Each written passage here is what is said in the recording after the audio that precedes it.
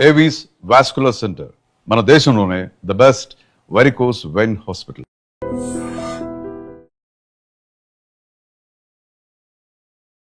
Welcome to I dream. నా పేరు లుంబిని. ఎందుకని ఎక్కువగా గ్యాస్ కానీ కాన్స్టిపేషన్ లేదంటే బ్లోటింగ్ ఇలాంటి ఫీలింగ్ వస్తూ ఉంటుంది? డైజెషన్ ఎందుకు మనకు ప్రాబ్లమాటిక్ గా అయిపోతుంది?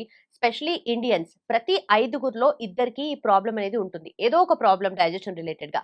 సో ఇవన్నీ ఎందుకు ఇంత డెవలప్ అవుతున్నాయి అండ్ మోస్ట్ ఇంపార్టెంట్లీ ఈ మధ్య ఎక్కువగా ఫేస్ చేసిన ప్రాబ్లమ్స్ గురించి డిస్కస్ చేయడానికి we have a special person with us. Gastroenterologist ఉన్నారనమాట, డాక్టర్ హర్ష తేజ గారు. ఆయనతో మాట్లాడదాం. Hello sir. హలో అండి. సో బేసిక్‌గా ఈ మధ్య ఏమైపోయిందంటే ఎక్కువగా చెస్ట్‌లో పెయిన్, చాలా మందికి ఏమైపోయిందంటే చెస్ట్‌లో పెయిన్ రావడం వల్ల అది హార్ట్ బర్నా లేదంటే హార్ట్ అటాకా అనేది క్లారిటీ ఉండట్లేదు. కొంతమంది ఈ మధ్య ఎక్కువగా హార్ట్ రిలేటెడ్ ఇష్యూస్ పెరుగుతున్నాయి కాబట్టి అది ఫస్ట్ అదేనేమో అని చెప్పేసి భయపడిపోతున్నారు. సో బేసిక్‌గా ఎలా డిఫరెన్షియేట్ చేసుకోవాలి మనం? సో ఎప్పుడైనా సడన్‌గా రాత్రిపూట ఎవరికైనా చెస్ట్ పెయిన్ వచ్చినప్పుడు అది హార్ట్ బర్నా, హార్ట్ అటాక్ అని డౌట్ వచ్చినప్పుడు ఎప్పుడైనా మనం ఫస్ట్ ప్రయారిటీ హార్ట్‌కి ఇవ్వాలండి. ఓకే. ఎందుకంటే ఇట్ ఈస్ ఇమ్మినెంట్ డేంజర్ కాబట్టి వెంటనే హార్ట్ అటాక్ అని అనిపించినప్పుడు వెంటనే దగ్గరున్న హాస్పిటల్‌కెళ్ళి దానికి సరిపడా టెస్ట్ ఈసీజీ గానీ, వేరే బ్లడ్ టెస్ట్ డ్రాప్ అయ్యని చేస్తారు. ఓకే. ఆ 2 చేయించుకోవటం బెటర్ అండి ఒకవేళ అర్ధరాత్రి వచ్చిందంటే. కానీ మీకు రిపీటెడ్‌గా డే ఇన్, డే ఔట్ తిన్న వెంటనే ఛాతీలో మంట రావటము, పుల్ల తేన్పులు రావటము, పడుకున్న వెంటనే ఆ నొప్పి ఆర్ మంట అనేది ఎక్కువైపోవటము, ఇలాంటివన్నీ ఉంటే అది హార్ట్ బర్న్ అంటామండి. ఓకే. హార్ట్ అటాక్ ఉన్న పేషెంట్స్ ఎలా ఉంటారంటే వాళ్ళకి ఆ బర్న్ ఆ చెస్ట్ పెయిన్‌తో పాటు చెమట పట్టటము, బాగా ఆయాసం రావటము, హ్మ్. అదే నొప్పి చేతికి స్ప్రెడ్ అవ్వటము. ఇవన్నీ కామన్ సింప్టమ్సా? అవునండి. ఓకే. హార్ట్ అటాక్‌లో మనం చూసే కామన్ సింప్టమ్స్ ఇవన్నీ. సో, వాళ్ళకి జా లైన్‌కి పెయిన్ రేడియేట్ అవ్వటము, ఇవన్నీ హార్ట్ అటాక్‌లో చూస్తుంటుంటాం. ఓకే. వాళ్ళకి నడుస్తుంటే నొప్పి ఎక్కువ అవ్వటము, ఆ నొప్పి అనేది చాలా మందికి హార్ట్ అటాక్ ఉన్న వాళ్ళకి మోర్ దెన్ 20 మినిట్స్ ఉండే అవకాశం చాలా ఉంటుందండి. కానీ అదే హార్ట్ బర్న్ అయితే మనం ఏదైనా సిరప్, జెల్స్ ఇలాంటివి తీసుకున్నా, ఏదన్నా యాంటాసిడ్ తీసుకున్నా ఓ 15, 20 మినిట్స్‌లో సబ్సైడ్ అవ్వటము. క్లాసిక్‌గా ఫుడ్ రిలేషన్ ఉండటం చాలా కామన్ అండి. రైట్. ఓకే. సో హార్ట్ బర్న్‌కి ఎక్కువగా అంటే రావడానికి ట్రిగ్గర్ చేసే ఫుడ్స్ ఏంటి సార్? సో, మనం తీసుకునే day in, day out majority foods వల్లనే అంటే మన మార్నింగ్ చాలా మందికి కాఫీ వల్ల గూడా రిఫ్లెక్స్ అనేది చాలా ఎక్కువవుతుందండి. రైట్. కాఫీ వల్ల ఎసిడిటీ రాకపోవచ్చు. కానీ ఆల్రెడీ రిఫ్లెక్స్ ప్రాబ్లమ్ ఉన్న వాళ్ళకి కాఫీ అనేది ఎగ్జాగరేట్ చేస్తుంది. రైట్. అలాగే మీరు తీసుకునే సిట్రస్ ఫ్రూట్స్ కానీ, లేకపోతే any spicy food can irritate the mucosa and cause reflex pattern. Okay. So, మరి తీసుకునే చాక్లేట్స్ తీసుకోండి, కాఫీ గానీ, స్వీట్స్ కానీ, సిట్రస్ ఫ్రూట్స్, స్పైసీ ఫుడ్ హ్మ్. ఇవి మోస్ట్ కామన్‌గా ఆ రిఫ్లెక్స్ అనే వాటిని పెంచుతుంది. దానివల్ల హార్ట్ బర్న్ బాగా ఇంక్రీజ్ అవుతుంది. ఓకే. సో, హార్ట్ బర్న్ ఉన్న వాళ్ళు ఈ ఫుడ్స్‌ని కొద్దిగా తక్కువలో తీసుకోవటం, అవాయిడ్ చేయటం చాలా బెటర్ అండి. ఓకే. సో మార్నింగ్ మనం లేవంగానే తీసుకునే ఫస్ట్ మీల్ కానీ, లేదంటే ఎనీ కైండ్ ఆఫ్ ఇప్పుడు డ్రింక్ కానీ మోస్ట్ ఇంపార్టెంట్ అంటారు. సో దాన్ని బేస్ చేసుకొని మన సిస్టమ్ కూడా వర్క్ అవుతుంది అని అంటారు కదా! సో కొంతమంది మీరన్నట్టుగా సిట్రస్ పడదు. కానీ లెమన్ వాటర్ మంచిది అని చెప్పేసి చాలా మంది అది తీసుకుంటూ ఉంటారు. ఇంకొంతమంది వెయిట్ లాస్‌కి కూడా అది ప్రిఫర్ చేస్తూ ఉంటారు. అది ఎంతవరకు రైట్ అంటారు అసలు? సో, అసిడిటీ గాని, రిఫ్లెక్స్ సింప్టమ్స్ లేని వాళ్ళకి మాత్రం సిట్రస్ తీసుకోవటంలో ప్రాబ్లమ్ ఏం లేదండి. హ్మ్. గోరువెచ్చని నీళ్ళలో సిట్రస్‌తో పాటు ఎ టింజ్ ఆఫ్ హనీ యాడ్ చేసుకొని చాలామంది వెయిట్ లాస్ తీసుకుంటారు. రైట్. అక్కడ బేసిక్ మెకానిజం ఏంటంటే, లెమన్‌లో ఉన్న ఇంగ్రీడియెంట్స్ వల్ల మన మెటబాలిజం ఫాస్టర్‌గా అవ్వటానికి హెల్ప్ చేస్తుంది. దానివల్ల బర్న్ అవుతుందని గూడా మెకానిజం ద్వారా ఆ సిట్రస్ తీసుకుంటారు. ఓకే. అలాగే జీరా తీసుకున్నా గానీ, అది గూడా ఫ్యాట్ బర్నింగ్‌కి హెల్ప్ చేస్తుంది. హ్మ్. సో, ఇవేవి తీసుకున్నా మీరు లెమన్ గానీ, జీరా గానీ ఏదైనా ఎర్లీ మార్నింగ్ ఆ మెటబాలిజం పెంచేసి ఫ్యాట్ బర్న్ కావడానికి హెల్ప్ చేస్తుందండి. ఓకే. ఓకే. కానీ అదే రిఫ్లెక్స్ ఉన్న వాళ్ళకి ఏమవుతుందంటే ఎర్లీ మార్నింగ్ ఎంప్టీ స్టమక్‌లో ఆల్రెడీ ఓవర్‌నైట్ ఫాస్టింగ్‌లో ఉండే యాసిడ్ సెక్రీషన్‌తో పాటు ఈ సిట్రస్ ఫ్రూట్ ఇరిటేషన్ వల్ల ఇంకా యాసిడ్ సెక్రీషన్ పెరిగిపోయి ఆ హార్ట్ బర్న్ అనేది పెరుగుతుంది. ఓకే. సో, ఎర్లీ మార్నింగ్ ఎప్పుడైనా రిఫ్లెక్స్ ఉన్నవాళ్ళు సిట్రస్, నిమ్మకాయ జ్యూస్ గానీ, కాఫీ గానీ అవాయిడ్ చేయటం బెటర్ అండి. ఓకే. ఓకే. సో ఇంకొంతమంది చెప్పేదేంటంటే మార్నింగ్ ఫస్ట్ మనము ఫ్యాట్ తీసుకోవాలి అని చెప్పేసి. అని కొంతమంది ఓన్లీ ఘీ తింటారు. లేదంటే బుల్లెట్ కాఫీ అంటారు కొంతమంది. ఆర్ ఎల్స్ ఇంకొంతమందయితే లేదు లేదు ఇవన్నీ కాదు, eggs is the best thing అని చెప్తూ ఉంటారు. సో ఏది తినొచ్చు? అంటే ఫస్ట్ మీల్ గాని, ఫస్ట్ తీసుకునే డ్రింక్ కానీ సో, ఏదుండాలి? మీరు చెప్పే ఘీ గానీ, కాఫీ గానీ, ఈ సిట్రస్ గానీ ఏదైనా గానీ ఆ ఫ్యాట్ బర్న్ చేయటానికి దోహదపడుతుందండి. ఓకే. సో, సింపుల్ ఫండా ఈ తీసుకునే ఫుడ్స్ అన్నీ జిమ్‌లో ప్రిస్క్రైబ్ చేసేదైనా, డైటీషియన్స్ చెప్పేదైనా సో, మనం నార్మల్ ఫస్ట్ కార్బోహైడ్రేట్‌తో పాటు ఫ్యాట్ బర్న్ చేయటానికి హెల్ప్ చేయటానికి వాడే ఫుడ్సే ఇవన్నీ అండి. Right. Right. So heart burn issues తీసుకుంటే నార్మల్గా గ్యాస్ పట్టేసినట్టుగా అనిపించినా కూడా వెంటనే ప్యాకెట్ ఈనో కొనేసుకొని తాగేస్తూ ఉంటారు. సో అది ఎంతవరకు ఎఫెక్టివ్ ఉంటుంది అండ్ దాని మీద రిలై అవ్వచ్చా ఎప్పటికీ? సో సింప్లీ ఈనో అనేది ఒక యాంటాసిడ్ అండి. అంటే దాంట్లో సోడియం బైకార్బోనేట్ అనేది ఉంటుంది. ఉమ్, సో మన బాడీలో ఉండేది యాసిడ్. సో సింపుల్ కెమిస్ట్రీ లాగా యాసిడ్ని ఈ బేస్ అనేది న్యూట్రలైజ్ చేస్తుంది. రైట్. సో అప్పటికప్పుడు మీకు ఆ యాసిడ్ ఉండదు కాబట్టి ఆ యాసిడ్ వల్ల వచ్చే పెయిన్ కానీ ఆ హార్ట్ బర్న్ కానీ ఆ ఎసిడిటీ కానీ తగ్గుతుంది. ఓకే. కానీ అది దాని వెనకాల ఉన్న ఆ అల్సర్ని కానీ గ్యాస్ట్రైటిస్ కానీ అడ్రస్ చేయదండి. సో మీరు తీసుకునే ఈనో ఆ టెంపరీ రిలీఫ్ మాత్రమే పనిచేస్తుందండి. ఇప్పుడు మీరు వన్స్ ఇన్ ఏ వైల్ ఒక నెలకు ఒకసారి ఏదో బిర్యానీ తిని వచ్చి తీసుకుంటే ప్రాబ్లం లేదండి. కానీ చాలా మందికి ఆ రిఫ్లక్స్ డిసీజ్ అంటారు, గ్యాస్ట్రోఎసోఫేజియల్ రిఫ్లక్స్ డిసీజ్. ఆ ఉన్న వాళ్ళు కూడా ఆ హార్ట్ బర్న్ వచ్చినప్పుడల్లా రోజు తీసుకోవటం వల్ల క్రానిక్గా దానివల్ల కాంప్లికేషన్స్ వస్తాయండి. దాంట్లో ఉండే సోడియం వల్ల బీపీ రావటము, కిడ్నీ ప్రాబ్లమ్స్ రావటము, ఆ సోడియం లోడ్ ఎక్కువై హార్ట్ ప్రాబ్లమ్ వచ్చిన వాళ్ళు కూడా ఉన్నారు చాలామంది. ఓకే. సో రీసెంట్గా ఒక పేషెంట్ చూసాం అలానే. సో వాళ్ళు హీఈస్ ఒబేస్. సో షాప్లో కూర్చొని ఉంటాడు రోజు. ఈయన పొద్దున సాయంత్రం తీసుకొని లాస్ట్కి హిస్టరీ మనం బీపీ ఎందుకు వచ్చింది, హార్ట్ ప్రాబ్లం ఎందుకు వచ్చిందని ఎవాల్యుయేట్ చేస్తుంటే ఆయన హిస్టరీలో డ్రగ్ ఉన్న మోస్ట్ కామన్ డ్రగ్ ఏంటంటే ఈనో. ఓ, మరి సో లాంగ్ డ్యూరేషన్లో ఎప్పుడు ఎంత తీసుకోకూడదండి. ఫ్రీక్వెంట్ గా తీసుకోవచ్చు?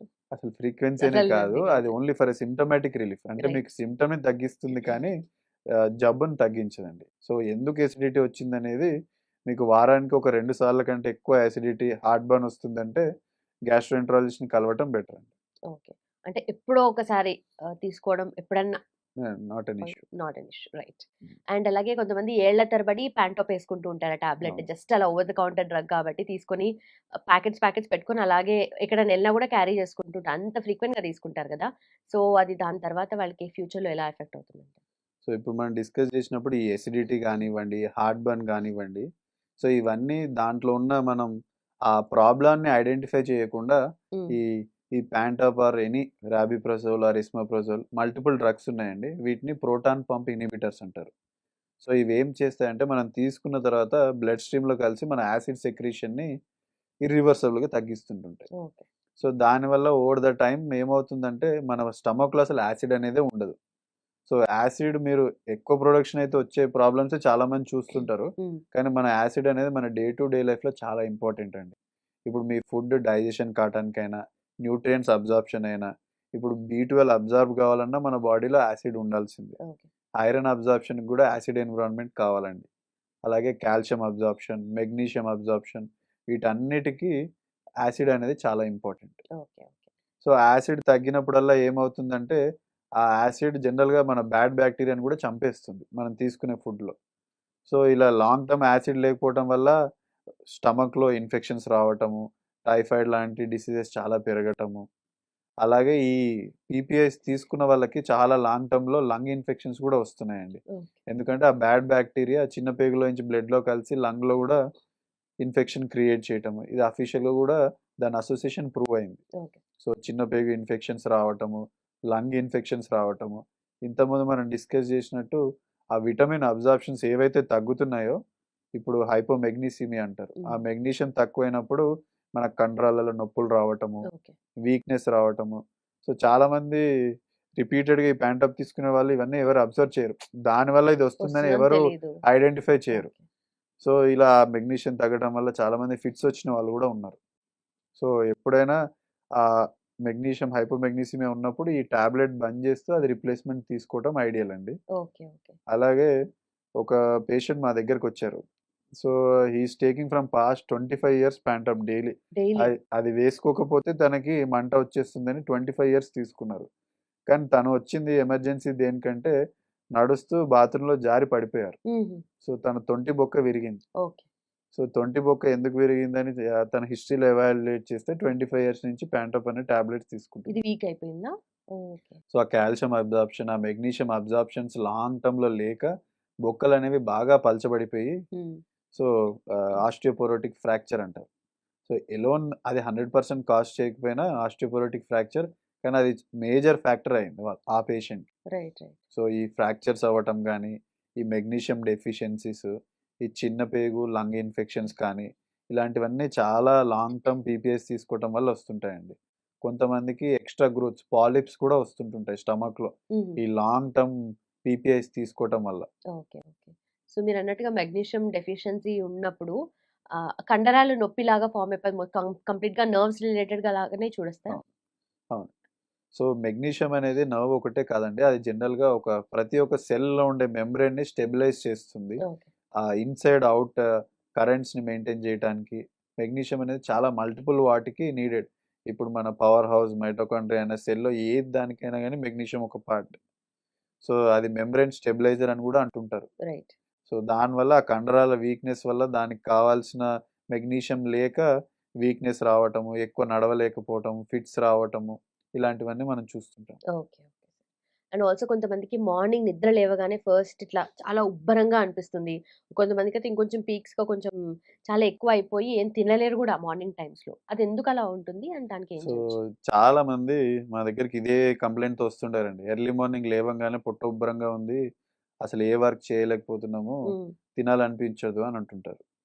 సో చాలామంది ఓన్లీ ఎసిడిటీ వల్లనే ఆ బ్లోటింగ్ వస్తుంది, ఆ గ్యాస్ వస్తుంది అనుకుంటుంటారు. హ్మ్. కానీ పొద్దున పూట బ్లోటింగ్ అనే దానికి గ్యాస్ కంటే ఎక్కువ చాలా మందికి కాన్‌స్టిపేషన్. ఓకే. అంటే 2, 3 రోజుల్లో ఒక్కసారి వెళ్ళేవాళ్ళు. లేకపోతే వెళ్ళినా గాని చాలా మినిమల్ వెళ్ళటము.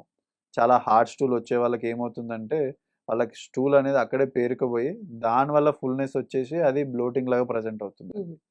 సో ఇదే మోస్ట్ కామన్ కాజ్ ఇండియాలో. కాన్‌స్టిపేషన్ వల్లనే బ్లోటింగ్ చాలా మందికి ఎక్కువవుతుందండి. ఓకే. అలాగే కొంతమందికి ఒబెసిటీ ఉన్న వాళ్ళకి ఆహ్, బాగా పొట్ట సెంట్రల్ ఒబెసిటీ ఉన్న వాళ్ళకి ఏమవుతుందంటే, వాళ్ళు పడుకున్నప్పుడు అబ్‌స్ట్రక్టివ్ స్లీప్ అప్నియా అని ఒక కాంపోనెంట్ హ్మ్. ఉంటుంది. హ్మ్.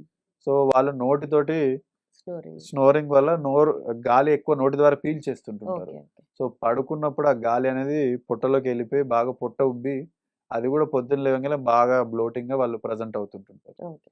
సో ఇది ఒబెసిటీ, చాలా సెడెంటరీ లైఫ్ స్టైల్ ఉన్న వాళ్ళకి, సివియర్ స్నోరింగ్ ఉన్న వాళ్ళకి మనం కామన్‌గా ఏరోఫీజియా కూడా చూస్తుంటుంటాం. ఓకే.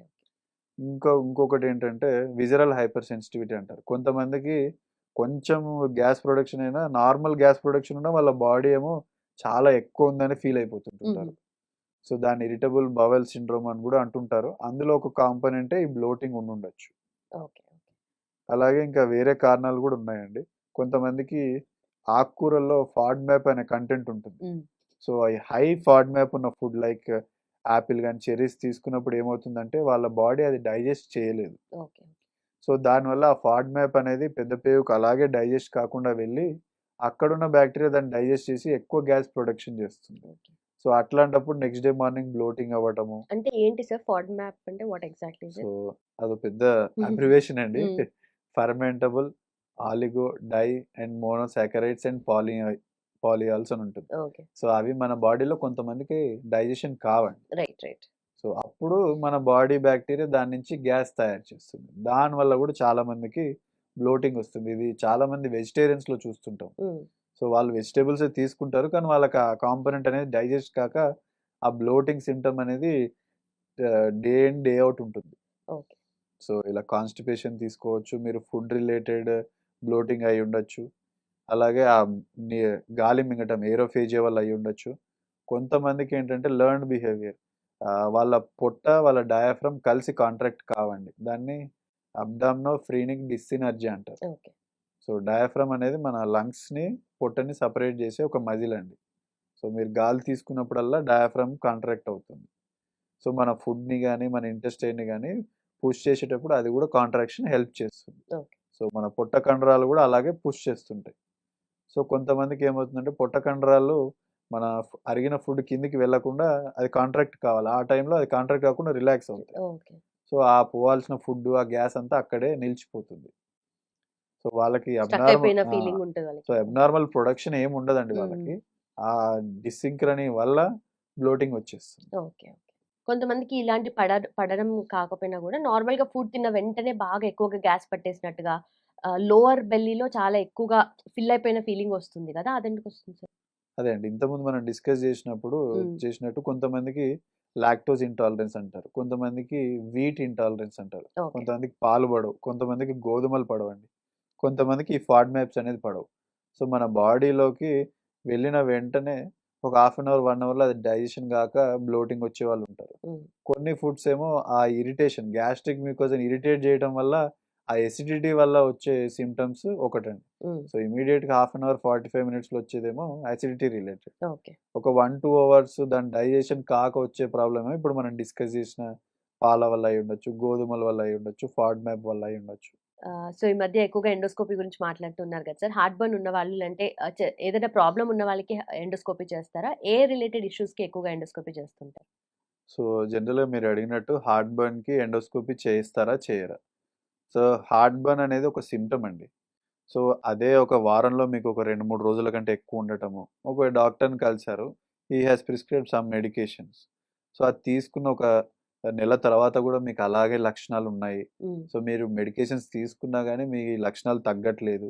అలాంటప్పుడు దాన్ని పర్సిస్టెంట్ డిస్పెప్సీ అంటారు. ఓకే. సో అలాంటి టైంలో ఎండోస్కోపీ చేయటము. ఆ గ్యాస్ట్రోఇసోఫేజియల్ రిఫ్లక్స్ కూడా చాలా రోజులు ఉన్న వాళ్ళకి వెంటనే ఎండోస్కోపీ చేస్తామండి. అలాగే ఇప్పుడు మీకు రక్త శాతం తక్కువుంది. ఎనీమియా అంటారు. సో అన్‌ఎక్స్‌ప్లెయిన్డ్ ఎనీమియా ఉన్నప్పుడు కూడా ఎండోస్కోపీ చేస్తాము. ఓకే. లేకపోతే మీకు సడెన్‌గా బ్లడ్ వామిటింగ్ అయింది. మీరు తింటున్న వెంటనే గొంతులో అడ్డుకుంటున్నట్టు అనిపిస్తుంది. తినేటప్పుడు గొంతులో బాగా నొప్పొస్తుంది.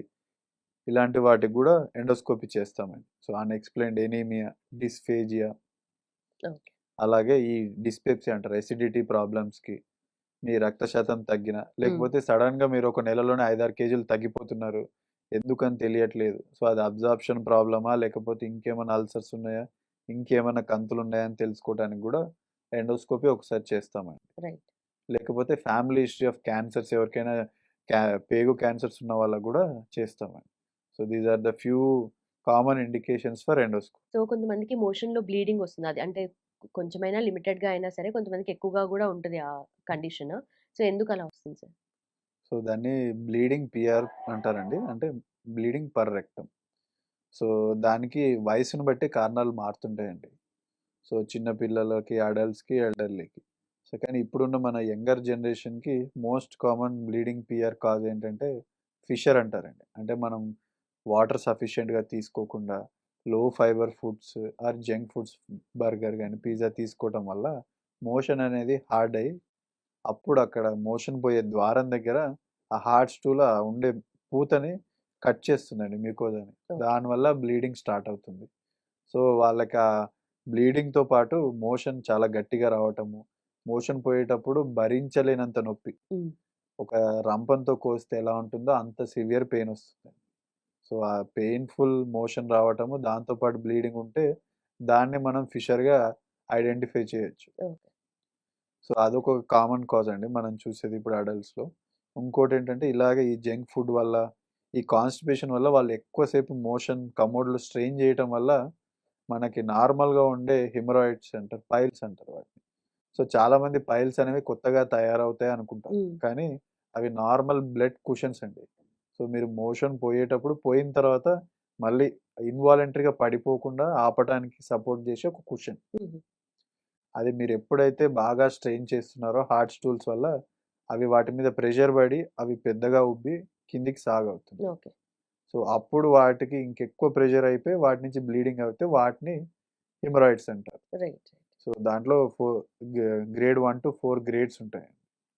సో 1 అండ్ 2 అనేవి జనరల్‌గా మనము diet and life style changes అదే ఫైబర్ డైట్ ఇవ్వటము, సఫిషియెంట్ 3-4 లీటర్స్ తాగటము, హ్మ్.